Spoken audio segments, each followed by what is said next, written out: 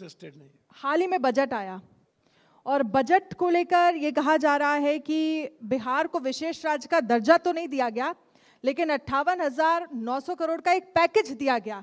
आप कह रहे हैं कुछ नहीं मिला। मेरा सवाल पूरा हो जाने दीजिए। मल्लिकार्जुन खड़गे कह रहे हैं कि सब कुछ बिहार और आंध्र प्रदेश को दे दिया। अच्छा बोलूं, 2,69,000 रुपया बजट में ये दिए यूपी को, 1,68,000 का रोड और इंफ्रास्ट्रक्चर दिया हिमाचल को, 1,28,000 का दिया रोड ये उत्तराखंड को।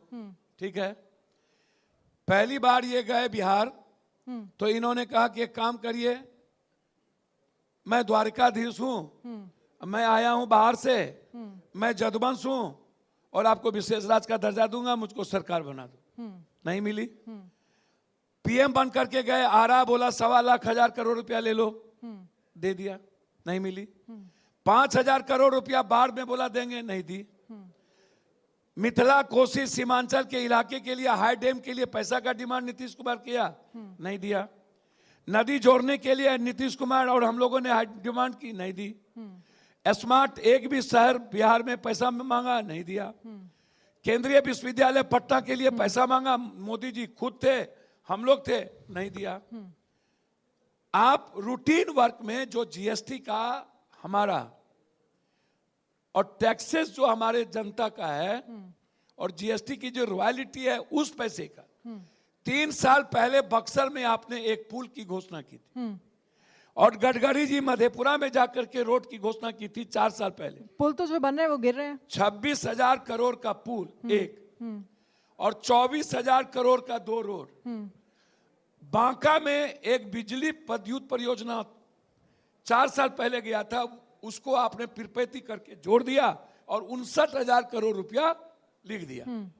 तो ये कॉमन रूप से ना बिहार को मिला, ना तो आप विशेष पैकेज दिए, ना आपने आईआईएम के लिए दिया, ना आईआईटी के लिए दिया, ना मकान पूरे वर्ल्ड में 93% मिथिला कोसी सीमांचल से जाता है। मेरे यहां से, मेरे क्षेत्र से मकान पूरे वर्ल्ड को 93% सीमांचल कोसी मखान देता है।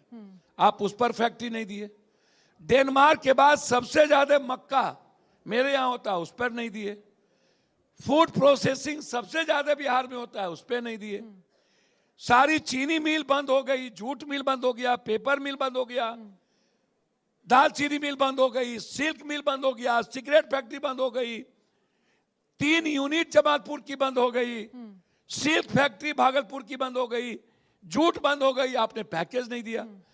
59,000 कुल मिला के आप ये कह रहे हैं कि बिहार को कुछ नहीं मिला। पीठ में खंजर होगा गया बिहार को। लालू प्रसाद यादव कह रहे हैं बिहार को झुंझुना मिला, कांग्रेस कह रही है कि सब कुछ बिहार को दे दिया। आप लोग इंडिया गठबंधन में ही, आप इंडिया गठबंधन में है ना, क्या स्टेटस है आपका? लालू जी ने कहा था बिहार का बंटवारा मेरे लाश पर होगा। पहले तो झारखंड बिहार का बंटवारा का विरोध हम किए थे और अडवाणी जी के हाथ से हमने फाड़ दिया था कि हम नहीं बनने देंगे। बट गई। लालू जी भी किंग मेकर थे, देवेगौड़ा और गुजराल को बनाए और नीतीश जी भी किंग मेकर हैं। 30 एमपी का सपोर्ट यदि आज ना रहे, ये जो फर्स्ट बिहारी लोग फालतू बात करता है सब, तो नरेंद्र मोदी जी आज शाम में प्राइम मिनिस्टर से हट जाए। बिहार की जनता के बदौलत ये एमपी हैं और विशेष राज्य और विशेष पैकेज देने में जिनको इतना प्रॉब्लम हो, वो बिहार के 14 करोड़ जनता की हित की बात कर ही नहीं सकते। और बिहार का ये हित है ही नहीं। जब तक आप अलग पैकेजिंग नहीं दीजिएगा मगध को पानी के लिए, और जब तक 3 हिस्सा बाढ़ के लिए आप नेपाल से बात नहीं कीजिएगा हाईडेम, और नदी को जोड़कर उसकी स्लेटिंग बालू नहीं निकालिएगा, गाद नहीं निकालिएगा, अब फरक्का और कोसी का रिहेबिलिटेशन नहीं करिएगा, तब तक बिहार की तरक्की नहीं होगी। बिहार के यूथ 40,000 करोड़ रुपया बाहर पढ़ने में देते हैं। कोटा में 900 बच्चे आत्महत्या किए हैं बिहार के। 900 बच्चे, 900 एक साल में इतना डिप्रेस में कोटा में रहता। एसएससी, यूपीएससी, सारा इंजीनियरिंग हम बेंगलोर और बाहर जाते हैं, लेकिन बिहार के बच्चों का ना तो कहीं रेस्पेक्ट है, न सुरक्षा है और न कोचिंग वाले मिडिल क्लास को कंप्लीट रूप से लूटते हैं। तो इसीलिए हमें विशेष तौर पर बिहार को विशेष पैकेज की आवश्यकता है। हम 59,000 करोड़ रुपया की मार्केटिंग और बिहार को वो बच्चे को जो दूध पीने के लिए दिया जाता है बोतल में, वैसे ये सांसद लोग बोलते हैं। मैं कंप्लीट रूप से ये बिहार विरोधी बजट ठीक है और बिहार में पीठ में खंजर भोंकने का काम किया। बिहार के किसानों के को कुछ नहीं दिया, एमएसपी में कुछ नहीं दी, ओबीसी और एसटी एससी के बच्चों का बजट घटा दिया, बाहर स्कॉलर के लिए नहीं दिया, 300 से 400 रुपया पेंशन आज तक नहीं बढ़ी, निःशक्त पेंशन, वृद्धा विधवा पेंशन नहीं बढ़ा, आप किसानों के लिए कोई इंफ्रास्ट्रक्चर आपने नहीं दी, तो ठीक है, क्या दिया? तो गलत बात है, ये दुष्प्रचार है बिहार का और बिहार इससे संतुष्ट नहीं है। ठीक है, बहुत बहुत शुक्रिया पप्पू यादव जी हमें ज्वाइन करने के लिए और समय निकालने के यहाँ आने के बहुत लिए। बहुत धन्यवाद। बहुत शुक्रिया इस चर्चा में शामिल होने के लिए। आग्रह करूंगा जी, ओपन माइंड के साथ आप हैं, आप स्वतंत्र विचार के लोग हैं। इस देश की इकोनॉमी के अलावे दूसरी बात करने की शायद कोई जरूरत नहीं। हर आदमी की जरूरत है इकोनॉमी, और इकोनॉमी पर हम लोगों को जीडीपी पर बात नहीं देखनी चाहिए। हमारी करेंसी, हमारा इंडेक्स, हमारी परिस्थितियां और आने वाला फ्यूचर,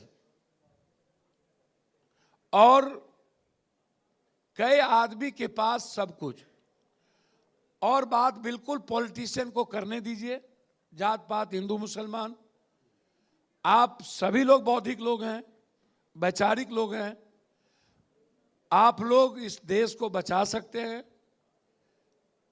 और आपसे अपेक्षा हम रखेंगे कि इस देश के जो यूथ है किसी भी जात का, उसके हाथ से नौकरी चली गई, लगभग सब कुछ प्राइवेटाइजेशन हो गया, और उसमें इस बजट में यह कहा गया कि जो टैक्सेस वाले परिवार है उसको इंटेंसिव नहीं मिलेगी, और जो नौकरी कर रहे हैं उनको भी नहीं मिलेगी। तो जो गरीब लोग हैं वो 10th और 11th करते करते आगे नहीं बढ़ पाता है।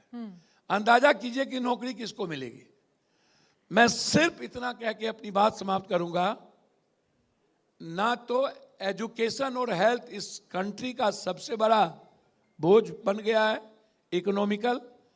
आप लोगों को कॉमन और कंपलसरी एजुकेशन के साथ एक मिनिमम रिक्वायरमेंट के साथ हेल्थ और एजुकेशन की वार्ता, मेडिसिन की कीमत और जांच जिस तरीके से लोगों को परेशान कर रहा है, इन चीजों से आप लोगों को आवाज उठानी चाहिए। सोशल मीडिया आप लोग का उचित प्लेटफॉर्म है, यही मैं कहना चाहूंगा।